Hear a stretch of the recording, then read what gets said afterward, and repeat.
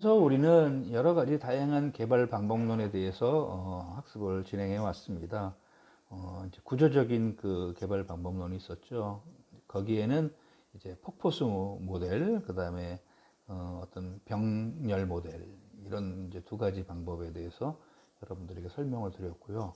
그 다음에 이제 레이드 방식이 있었죠. 레피드 어플리케이션 디벨롭먼트라고 하는 이런 방법론이 있었습니다. 여기에도 이제 어떤 폭포수 모양과 유사하게 단계별로 이렇게 개발을 해가는 페이스드 모델과 그 다음에 시제품을 만들어서 이렇게 소비자의 요구를 또는 피드백을 받아가면서 계속 개선해 나가는 그런 방법론, 프로토타입 방법론, 이 두 가지에서 이제 앞에서 학습을 했습니다.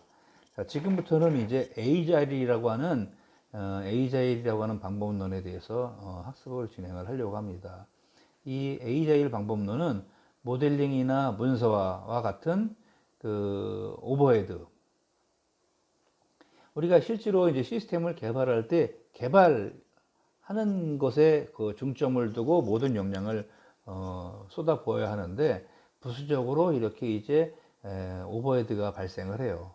그리고 이러한 부수적인 일들을 하는데 시간이 소요가 되겠죠. 그래서 이 에이자일 디벨롭먼트라고 하는 방법에서는 이런 부수적인 잔업을 하는데 들어가는 그런 부분들을 제거하자. 그래서 SDLC를 간소화하자 하는데 포커스를 두고 있는 겁니다.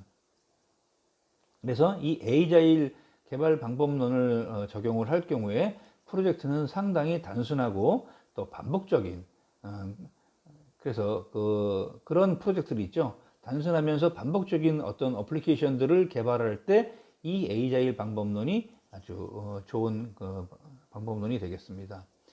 이 대표적인 에이자일 개발 방법론으로는 그 익스트림 프로그래밍이라고 하는 XP 기반의 방법론이 있어요. 이 XP는 네 가지 핵심 가치를 바탕으로 이제 정립이 되었습니다. 하나는 이제 소통이에요. 커뮤니케이션, 소통. 그다음에 두 번째 특성은 이제 단순성입니다. 그다음에 세 번째는 피드백. 그리고 네 번째는 이제 커리지예요. 커리지. 담력 또는 용기라고 이렇게 했죠. 이 에이자일 방법의 가장 핵심적인 그 원칙은 지속적으로 반복적으로 테스트가 이루어진다는 점하고, 코드가 작성이 굉장히 단순하다, 간단하다. 그리고 최종 사용자와 긴밀하게 소통하면서 상호작용을 통해서 시스템을 매우 빠르게 구축할 수 있다 하는 겁니다. 이 그림은 사실은 앞에서 나왔던 것하고 유사하죠. 우리가 이제 어떻게 했습니까? 프로토타입을 할 때도 이런 모양을 썼었어요. 그죠? 그래서 플래닝하고, 그 다음에 플래닝한 그 원칙 기준에 따라서 이제 소비자의 어떤 고객의 요구사항을 분석하고 그것을 설계하고 구현한 다음에 시제품을 만들어서 피드백하는 이런 방식을 우리가 사용을 했었잖아요.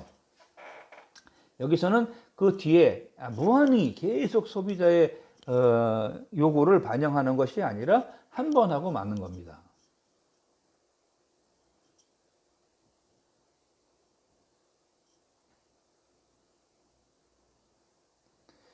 자, 이런 그 XP가 있었고요.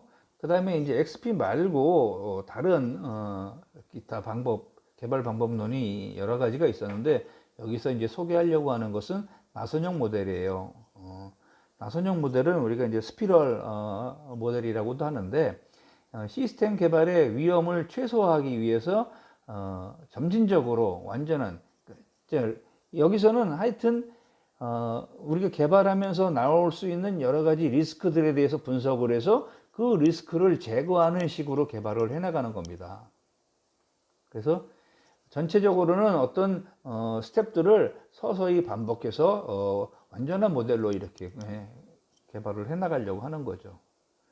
그래서 위험도가 높은 대규모 시스템에 적합한 개발 방법론이 되겠습니다. 이런 그 스피럴 개발 방법론의 진행 과정은 일단 시스템을 개발하고자 하는 목표, 대상을 결정을 해요. 그리고 그 대상에 대한 위험 분석을 하고 그 다음에 위험 분석 요소를 회피해 가면서 구현 및 테스트를 합니다. 그리고 이렇게 최종 단계에서는 평가에서 다음 단계로 이행을 하는 이런 과정을 개발 절차로 가지고 있습니다. 그러면 첫 번째 목표를 결정해야 한다고 그랬죠. 이런 목표를 결정하는 방법은 일단 고객 요구사항을 분석을 하고 그 다음에 그 여러 가지 고객 요구사항이 타당한지 그리고 이 개발을 했을 때 어떤 사업성을 가지고 있는지 이런 것들을 여러 가지 타당성 검토 측면에서 합니다. 기술적, 경제적, 뭐 운영적, 관리적 이런 여러 가지 요소가 있죠. 타당성 검토하는. 그다음에 이제 이것을 프로젝트로 수행할지 말지를 결정을 하고요. 그다음에 프로젝트를 수행하는 모든 단계에 대한 구체적인 목표를 여기서 만듭니다. 그리고 이제 한 사이클을 회전시키고 나서 그다음에 다음 단계로 사이클을 변경하는 겁니다. 그래서 사이클이 여러 사이클이 존재를 해요. 자, 그다음에 두 번째 단계에서는 리스크를 이제 분석한다 그랬죠. 고객 요구사항에 따라서 예측되는 그런 위험 요소들을 추출을 하고요. 그 다음에 프로젝트에 대한 그 리스크를 나왔을 때 어떻게 대응할 것인가 하는 대응 방안을 개발을 합니다. 그래서 이 리스크 아날리시스라고 하는 이 스텝에서는 결국 위험을 조기에 추출해서 해결하고 위험을 최소화하는 것을 목표로 하는 그런 단계라고 설명할 수가 있겠어요. 자, 그 다음에 이제 개발 및 테스트하는 단계가 있어요. 여기서는 이제 앞에서 리스크에 대한 분석이 끝났죠. 그러면 여기에 적합한 시스템이나 개발 환경을 가정해서 이런 것을 수행할 수 있는 개발 모델을 선택을 하는 겁니다. 그래서 아주 특별한 상황이 아닌 이상은 보편적인 일반적으로 많이 사용하는 모델을 선택을 합니다. 특수한 상황, 특수한 모델을 쓰면 아주 해석하거나 적용하는 것이 또 레퍼런스가 아주 적기 때문에 일반적인 범용 모델을 사용을 해서 거기에 필요로 하는 요소들을 추가 가미하는 식으로 개발을 하는 것이 훨씬 유리하겠죠. 이제 그게 이제 융합이죠. 자, 그 다음에 이제 평가하고 그 다음에 다음으로 이행하기 위한 계획을 수립을 하는 단계예요. 앞에서 개발하고 테스트가 끝나됐어요. 그러면 여기까지 해서 이제 고객이 만족할 만한 제품이다라고 자평을 하면 고객에게 다시 평가를 받습니다. 그리고 고객이 좋아요. 이제 여기서 개발을 끝냅시다 하면 그걸로 이제 완성품으로 나가는 것이고요. 고객이 조금 미지근한 부분이 있고 개선해야 될 부분이 있다고 요청을 하면 그 부분에 대해서 이제 수정을 하고 이렇게 해서 다음 단계로 이 다음 이행 단계는 앞에서 했던 여러 그 과정이 있었죠. 리스크 분석이라든지 뭐 이런 것들이 이제 다 적용이 되는 겁니다. 그래서 일반적으로 최종적으로 고객에게 인수할 때는 이 평가 단계에서 인수 테스트를 하는 겁니다. 그리고 고객이 어떻게 만족하느냐 하는 그 만족도 결과에 따라서 앞에 이 세 가지 과정이 반복되거나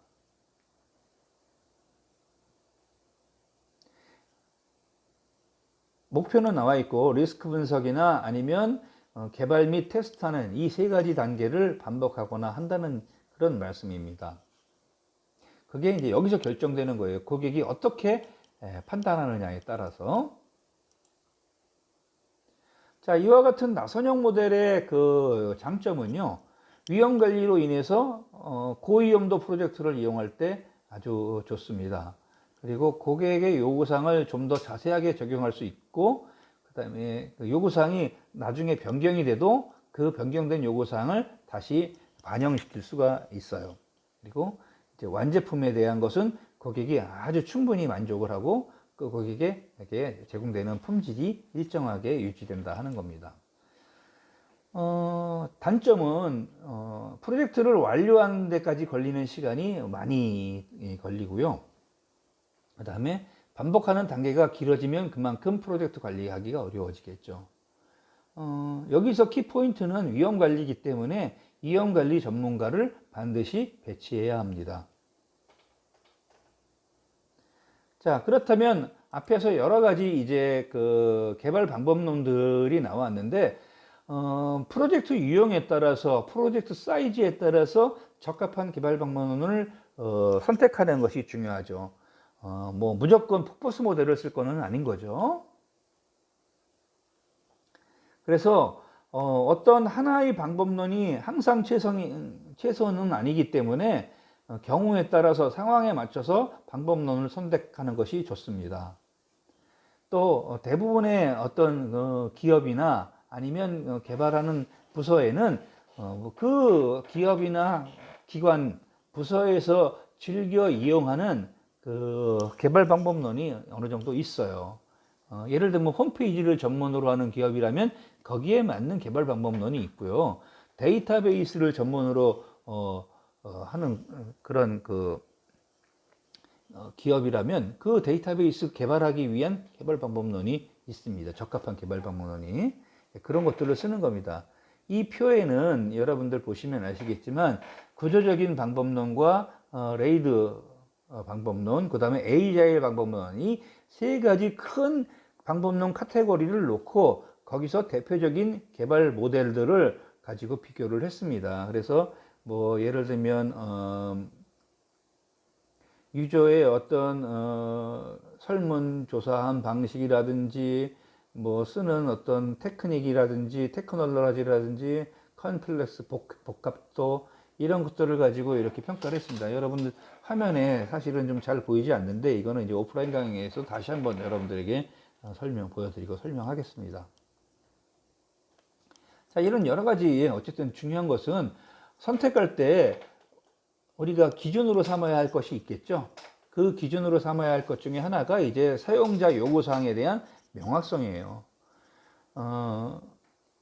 아까 이제 레이드에서 있었던 이런 프로토타이핑 모델 같은 경우에는 사용자가 그 SDLC하는 초기에 상호작용을 할 수 있는 그런 목적으로 시제품, 프로토타입을 만들기 때문에 이 사용자의 요구사항이 명확하겠죠.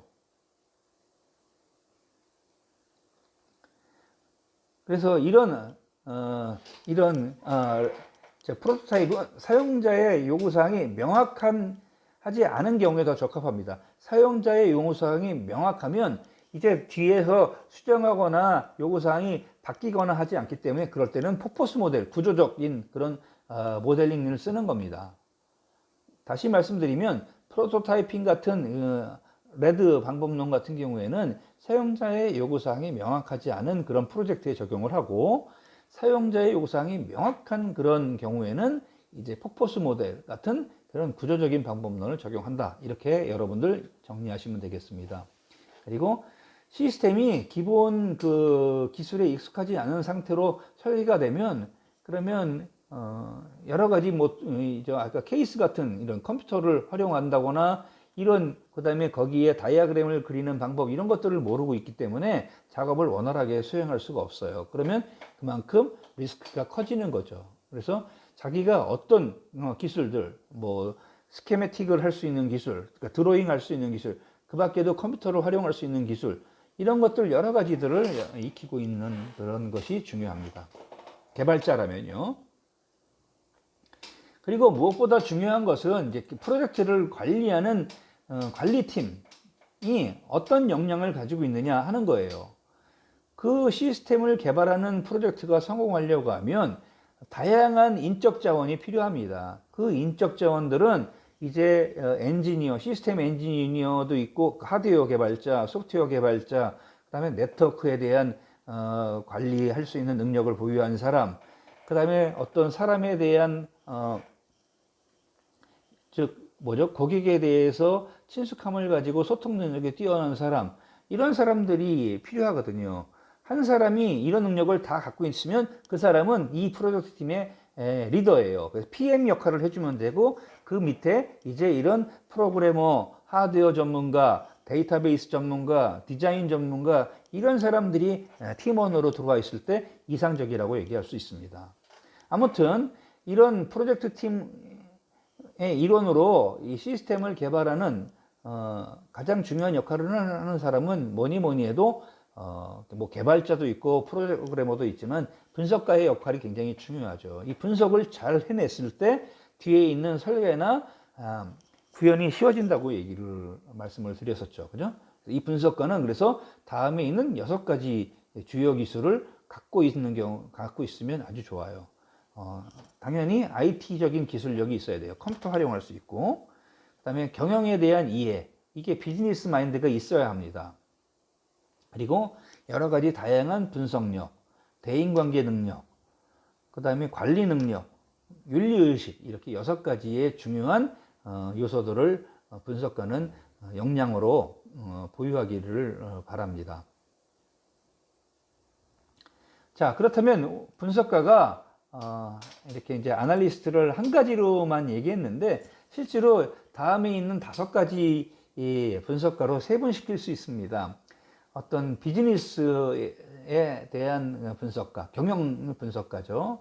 그 다음에 시스템에 대한 분석가. 여기에서 얘기하는 시스템은 이제 하드웨어나 소프트웨어를 다 이제 관장할 수 있는 그런 능력을 갖고 있는 분석가입니다. 그 다음에 인프라, 주로 네트워크 같은 거, 그런 인프라에 대한 분석. 그 다음에 변경 관리를 잘할 수 있는 변경 관리 분석가. 그 다음에 프로젝트를 관리할 수 있는 프로젝트 매니저까지도 분석가의 범주에 들어가 있습니다. 자, 프로젝트는 혼자 수행하지 않고 팀으로 구성을 해서 수행했을 때 훨씬 효율적이라고 했습니다. 혼자가 하는 자기 한 사람의 그 시각보다는 다양한 사람의 시각을 가지고 다양한 그 기술적인 요소를 거기에 녹여가면서 이렇게 하면서 콜라보를 했을 때 아주 효과적인 그 다음에 어떤 팀의 그 개발물의 기능이나 성능이나 신뢰도가 다 높아지는 그런 것들이 이제 다양한 경험으로 이미 알려져 있기 때문에 프로젝트는 단순하게 개인이 하는 것보다는 팀으로 하는 게 훨씬 효과적이라고 이렇게 호언할 수 있는 건데요. 특히 이제 비즈니스 분석가, 또 시스템 분석가, 또 뒤에 나오는 이런 인프라 분석가, 그다음 변경 관리 분석가, 프로젝트 매니저 이 5사람의 역할을 각각 구분해서 그 중복되지 않고 고유한 업무 영역을 잘 수행할 수 있도록 롤을 만들어 주는 거죠.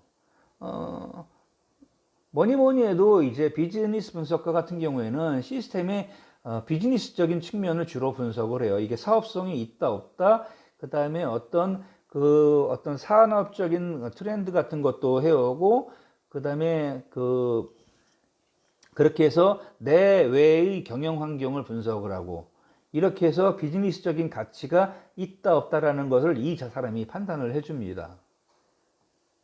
그 다음에 이제 시스템 분석가는 우리가 적용하려고 하는 기술이 이 비즈니스 프로세스를 개선할 수 있다라고 하는 것인지, 아니면 이게 이 프로세스를 개선하는데 적합한 기술인지, 이런 것들을 식별할 수 있는 능력을 가져야 돼요. 이 사람이 그 역할을 해줍니다. 그리고 새로운 비즈니스를 처리할 수 있는 새로운 비즈니스 프로세스를 설계를 하는 거죠. 그리고 전체적인 정보 처리 시스템, 정보 시스템을 설계를 하고 그 시스템에서 어떤 표준을 준수하면서 처리할 수 있는지 이런 것들을 법규나 규정 같은 것도 이 시스템 분석가가 파악을 해서 확인을 해줘야 합니다. 자, 그 다음에 이제 인프라 분석가가 있는데 시스템이 이제 인프라라고 하는 그 표준을 준수하고 자원에 필요한 인프라를 변경을 해야 될 때 이것이 변경하는 것이 맞는지 아닌지 이런 것들을 이 사람이 확인하고 식별을 해주죠. 자, 그 다음에 이제 설계 변경이나 아니면 어떤 개발 계획의 변경이나 일정의 변경이나 이런 것들이 일어날 수 있죠. 그랬을 때 이 변경 관리 계획을 만들고 실행하는 것이 변경 관리 분석가의 일이에요. 프로젝트 매니저는 앞에 나와 있던 이런 전문가들의 이제 조직해서 그걸 하나의 팀으로 효율적으로 관리하고, 이 사람들이 서로 반목하거나 의사소통이 원활하지 않거나 하면 안 되기 때문에, 또 업무가 특정 사람에게서 병력 현상이 생겼다, 일이 거기서 막혀서 풀리지 않는다면 그걸 해결할 수 있는 그 도움, 또 컨설턴트 역할도 이분이 해줘야 합니다. 그래서 전체적인 프로젝트의 계획을 만들고, 그 다음에 이 계획대로 이 프로젝트가 잘 진행되고 있는지를 감시하는 감시자 역할도 합니다. 그래서 때로는 인적 자원, 물적 자원, 비용 금전적인 자원들을 할당을 해서 촉진하고 이렇게 속도 조절하고 하는 것도 이 프로젝트 매니저가 하는 중요한 일입니다. 대외적으로는 이 프로젝트 매니저를 통해서 연락이 이루어지고요. 자, 그러면 이제 전체적으로 우리가 학습했던 내용이 참 많기 때문에 일일이 제가 여기서 다 읽어버리지는 않겠지만, 우리가 소프트웨어를 만들 때, 개발할 때는 논리, 개발, 그 다음에 이게 이제 마모 방지라고 해서 쓰다가 닳아버리거나 없어지면 안 되죠. 그 다음에 유연성 또는 확장성을 가지고 있어야 되고, 그 결과는 항상 눈으로 확인할 수 있는 가시성을 가져야 되고, 그 다음에 마켓이 항상 있어야 되고 하는 그런 특성이 포함되어 있습니다. 그 다음에 이제 시스템 개발 생명 주기 SDLC는 플래닝, 아날리시스, 디자인, 임플리멘테이션, 그 다음에 메인터넌스 같은 5단계로 구성을 했고요. 앞에서 대부분 개발 방법론을 4가지, 그 다음에 거기서 또 파생되는 개발 방법론 2가지씩 보통 말씀드렸는데, 아주 여러분들 대표적으로 아셔야 되는 게 워터풀 방식, 즉 워터풀 모델이죠. 폭포수 방식. 그 다음에 패러렐 모델, 병렬 방식. 그 다음에 페이스드 방식. 그 다음에 프로토타이핑 방식인데, 이것도 2가지가 있어요. 근데 저희는 그냥 대표적으로 이제 시스템 프로토타이핑만 얘기를 했습니다. 그 다음에 이제 에이자일 방식, 이렇게 대표적으로 있습니다. 여기에 이제 나선형 방식에 대해서 좀 더 자세하게 말씀드렸죠. 왜냐면 이제 특수한 대형 프로젝트를 할 때는 위험 요소를 제거하면서 개발을 하는 그런 부분이 많아요. 뭐 용광로 같은 데서 자동으로 뭐 철판을 만드는 그런 어떤 거와 관련된 처리를 하는 용광로 제어하는 프로그램이 있다, 그걸 개발해야 된다 했을 때, 그러면 리스크 같은 것들을 제거하면서 할 수 있고, 뭐 이런 것들을 나중에 이제 여러분들 프로젝트로 제가 작은 스몰 프로젝트로 여러분들이 드릴 겁니다. 그 다음에 이제 팀에 어떤 포함될 수 있는 5가지 팀 역할이 있었죠. 비즈니스, 시스템, 인프라, 변경관리, 그다음에 프로젝트 매니저, 이렇게 5명이 있고, 이 중에 캡틴, 리더는 프로젝트 관리자다, 이렇게 정리를 했습니다. 이제 이 뒤에 나오는 내용은 주로 폭포수 모델에 대한 장단점을 분석을 했어요. 장점 이렇게 많이 분석을 했고, 단점 많이 분석을 했습니다. 이거 내용 여러분들 이제 이렇게 화면 잠깐 세워 드릴 테니까 나중에 정리해서 반드시 한번 적어보고 여러분들이 이해하시고 하면 나중에 심화학습 퀴즈 같은 걸 푸시는데 도움이 되겠죠. 이런 단점을 가지고 있습니다. 자, 그 다음에 이제 프로토타입 모델과 나선형 모델에 대한 내용도 이렇게 정리를 해드렸습니다.